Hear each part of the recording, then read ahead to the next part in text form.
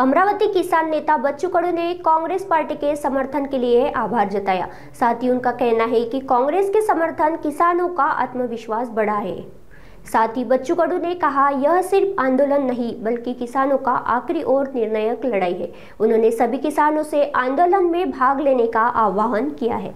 तो धन्यवाद देतोय आणि आता हे निश्चित होताना दिसतंय। फार आनंद आहे का मी शेतकरी म्हणून लढलो पाहिजे। मी कुठल्या पक्षाचा आहे, कुठल्या जातीचा आहे, धर्माचा आहे, ह्या भाग नंतरचा आहे।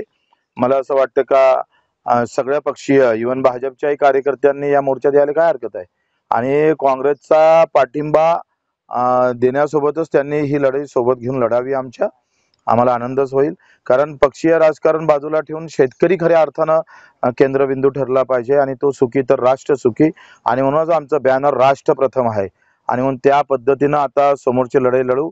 देवेंद्रजीला विनंती आहे का धोरणानं तुम्ही शेतकऱ्यांच्या आत्महत्या वाढवल्या आहे, आता गोळीबार करून शेतकऱ्यांना मारू नका, याच्यावर निर्णय घ्या, ते वाट पाहू नका। आणि शेतकऱ्यांना सुद्धा आवाहन करतो का आपण सर्वांनी प्रत्येक घरातून एक तरी शेतकरी रस्त्यावर उतरला पाहिजे आणि हे आंदोलन मोठं केलं पाहिजे। कोणते शेतकरी नेते यामध्ये सहभागी होणार आहेत? राजूजी शेट्टी असेल, अजितदादा नवले असेल, वामनरावजी चट्टप असणार, महादेवराव जानकर आहे, विजय जावंदियाजी आहे, प्रकाशजी पवरे आहे, आमचे तुपकर आहे, अधिक विठ्ठलराव पवार आहे। सगळ्या लहान सहान सगळ्या संघटनांचे सामील होत आहे। किसान सभा आहे, अनेक म्हणजे मला वाटतं सर्व स्तरावरून त्याला पाठिंबा वाढत आहे। एक शेवटचा प्रश्न भाऊ, भाजप कार्यकर्ते जे आहेत त्यांनी शेतकरी म्हणून या आंदोलनात सहभागी व्हावं, तुम्ही कसं पाहता?